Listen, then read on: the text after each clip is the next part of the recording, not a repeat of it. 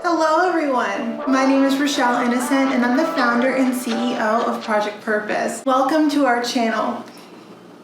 Our community is focused on fostering the intellectual and character development in children. We do this through our parent-child workshops that are focused on 4 themes: autonomy, self-efficacy, compassion, and self-concept, in order to cultivate grit, perseverance, and resilience in each child. And we are so thrilled that we're able to offer one of the first of its kind digital, virtual, and continuous learning environments, enabling parents and children to connect from all around the world. At Project Purpose, our overarching mandate is to renew and rebuild family, community, and relationships. Our different social media platforms provide us with an opportunity to have discussions on all topics that relate to family, community, and relationships with ourselves as well as with others, with a primary focus on mental health and education. More precisely, the ways that the institutions of mental health and education play a role and have played a role in our societies at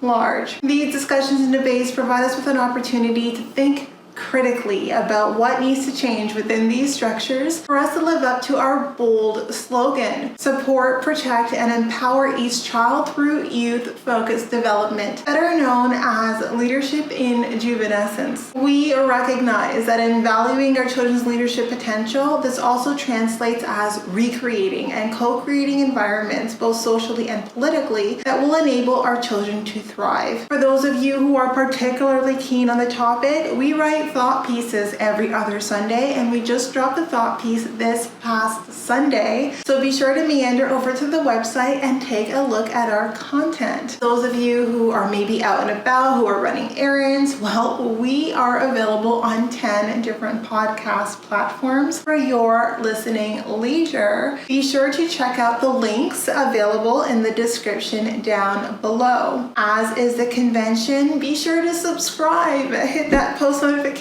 bell so that we are aware of every time we post. And of course, if you like these conversations and you want to keep them going, like, comment, and share this segment. Let's get into it.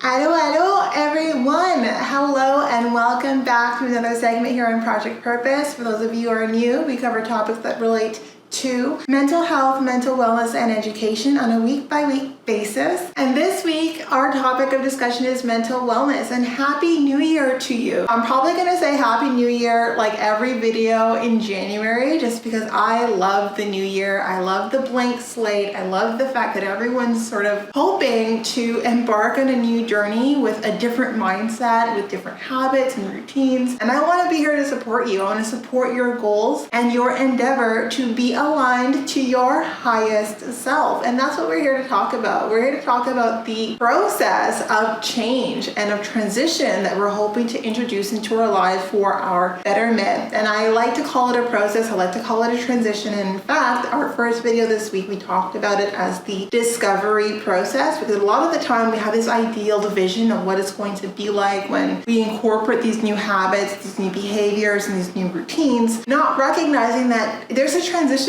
period. You're going to experience some resistance, there's going to be some obstacles, some pitfalls, and all of that is part of the process in adjusting to the new normal. Though if we don't see it that way, if we feel that we're so far removed from what it is that we're hoping to achieve, if we feel like it's just an uphill battle against ourselves to incorporate these new habits and behaviors that we know are going to be for our benefit, and we don't actually recognize that it's par for the course, then we might feel discouraged and give up before we're supposed to, or before we should. And I think that anytime you have an idea in mind, it's important to never give up, but to always give yourself the arsenal and give yourself the foundation that you need to succeed. So that's what this segment is about. Our first segment was really just kind of talking at a high level about the discovery process. And this video, we're getting into the weeds. We're going to talk about iteration. So I think iteration is so important, because we don't know really how far removed we are by way of the existing thought patterns, the limiting beliefs, the values that we have that have anchored into the habits and the routines that we have coursed through that we're hoping to change. And And we also don't know like how many shifts are going to be required in that thinking pattern before it starts to translate in our behavior. So a lot of behavior change, it doesn't start with the external world. It doesn't start with our interaction with the external world. It starts internally first. And we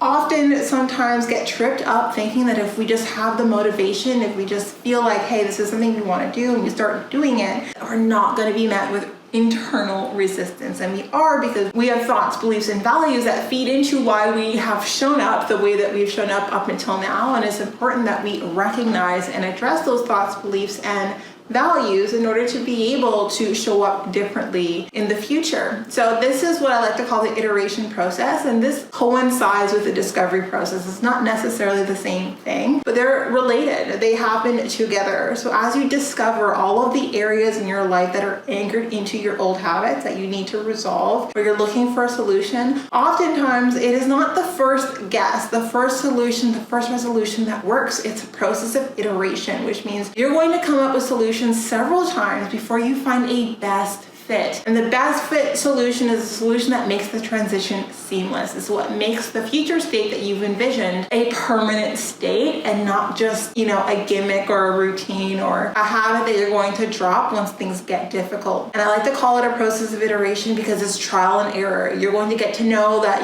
if you wake up very early, much earlier than what you're used to, you're going to feel very irritable maybe. So you need to do something to help yourself with the irritability until it dissuades. So maybe that means you wake up early but you drink water. You wake up early but you journal. You wake up early but you meditate. You're going to iterate until you find the best pairing with this new habit that makes the habit less arduous, less painful, and less of an issue for you as you try to incorporate it into like what you do on the daily moving forward. And I like to talk about iteration because a lot of the time when we think about change, we rarely think about like the depth and the intensity of the emotions that are involved with change. When we have a disruption, like the emotions of frustration, of disappointment, of, all of these different emotions will come up when we feel like we've, failed or have not accomplished the objective in the time that we thought we should be able to accomplish the objective. And rather than let those emotions kind of take control and consume you, it's important to learn like how you address those emotions within you. And for each of us, it's different. Like for each of us, the way that we manage frustration is going to be different and the context is going to inform that. And that's why I say iteration coincides and couples really well with the discovery process, because the more that you discover how you show up and how you react to change at different parts of your day or at different moments in time, you get to then align that discovery with what do I do to help myself smooth over these ruffles, because I'm still committed to this change. I'm still committed to this transition. So iteration is key, recognizing that you're not going to figure out the best alignment the first time. If you want to wake up early, but you're not typically an early riser, then you need to incentivize yourself to wake up early. You need to figure out how you support yourself, how you self-soothe, how you manage the emotions and the frustration, and sometimes, the complete horror that will come up if you're not someone who likes to rise before the dawn. So I think that it's really important. Like if you're not someone who likes to exercise, you might feel the moment you get into the treadmill, like you have an urge to eat, or all of these different things come up that keep you, that impede you from just happily going along your merry way and kind of incorporating and internalizing this change. But that is part of the process, and it gives you an opportunity to get to know yourself and get to know yourself through the change, so that by the time you've changed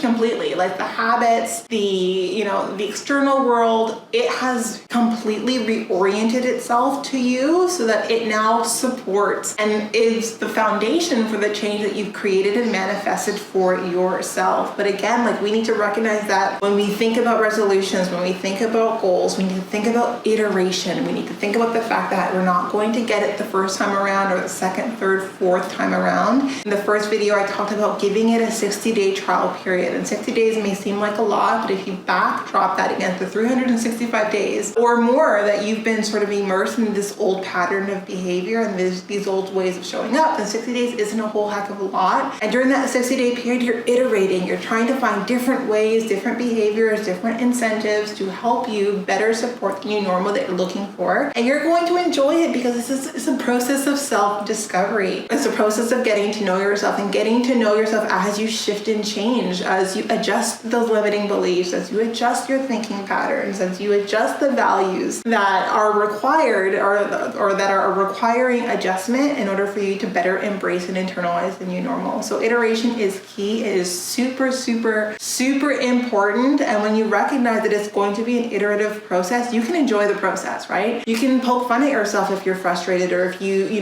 don't accomplish a milestone in the time that you want to accomplish it, because you recognize that, okay, well, what is it do I need to make this easier for me? And you start to swap out all of the different habits and tendencies that typically fly under the radar that have enabled you in the old way of being, so that you can shift them to habits and different little things that typically we don't pay attention to that will enable you in the new state of being. So of course, like the first step is coming face to face with those limiting beliefs that have kept you feeling like the change was impossible. So coming to face with those limiting beliefs and then addressing them as many times as you need to address them until you've completely replace them. Understanding that sustainable change is going to force you to let go of who you are now. It's going to force you to let go of the version of yourself that even conceptualize the idea of this change. And I consider this very interesting because we don't often think about the fact that when we see ourselves in this future state, we're seeing a future version of ourselves in that state. Who we are now is probably not going to be who we become as we think about all of the different stages of change that's going to need to take place for you to make that future state and those different habits and routines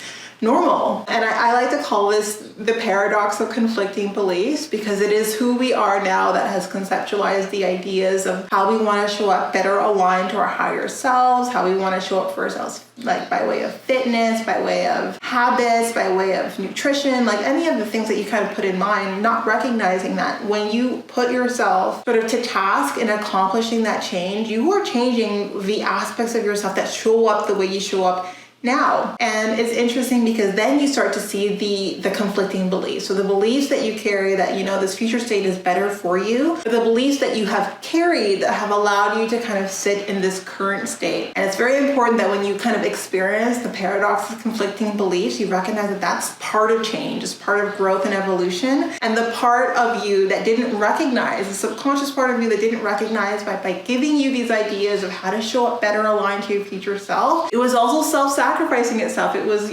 really introducing the end of who you are now to introduce and make space for who you need to become to embrace those new habits, which is beautiful, but also why change often comes with resistance and often comes with like a period of adaptation and iteration, because there's a subconscious part of yourself that just thinks that these changes are going to be really easy, and not recognizing that there's a part of yourself that you're going to need to let go of in order to make space for the person that you're going to become that will embrace these changes. So as it relates to behaviorally, your delta is going to resist this change. Expect the resistance, but make good of it as it gives you an opportunity to learn more about yourself. And expect the fight. If we expect the fight, if we expect that there's going to be some resistance, that we're going to need to do some soul searching, that there's going to be, moments of frustration, of anger, so on and so forth, then we're not going to be so discouraged by the fact that it's an uphill climb at first. It is going to be an uphill climb because you're shedding skin. You're shedding the old version of you to make space for the 2.0 version of you, and it's always worth it. No matter how difficult or how arduous the process is, it'll be worth it in the end, I promise you. Now that you're aware of the fact that change comes with discovery and also iteration, so hopefully these two tools, this awareness, puts you in a better space to support the change that you're trying to actualize in your life. So remember, your focus is on winning the war, and that involves losing some battles. So when you lose the battles, that's okay. Be open, be receptive to the information that loss gives you, and leverage that information so that you're better equipped to show up for the next battle so that you can win the war. And winning the war involves embracing and encompassing that 2-point version of you. So that's our discussion for today. Now, before you sign off, a few housekeeping items. I wanted to put it on your radar that we have gone live with our live events page. So for those of you who don't know, we plan going live twice a month, every month for the foreseeable future on our Facebook page, and we have provided you with a thematic calendar and then a more itemized calendar of the different subjects that we'll be covering throughout the year. So definitely be sure to RSVP and to purchase your ticket. They are paid events, but that's only because as we facilitate these events, we're hoping to build community and solidarity while also facilitating the sessions in such a way where we're building the critical thinking, the life skills, and the soft skills required to derive more fulfillment out of life. Now, if you do see yourself engaging with our community on an ongoing basis, then might I suggest our package plans? Yes, we have package plans available for any level of commitment that will allow you to get some sweet deals on our live events. With our package plans, you have unlimited access to all of our live events and a discount, of course, but also over and above the live events, we give you access to webinars and workshops that we will be offering and providing throughout the course of the year, largely focused on different elements of self-mastery. So if this is something that appeals to you, definitely check out the website. We've provided you a bit of a screenshot here on the screen. Hopefully that piques your interest. Looking forward to engaging with you and to continuing to grow and build with you as we welcome this beautiful new year, 2022. I wish you all well. We'll see you soon.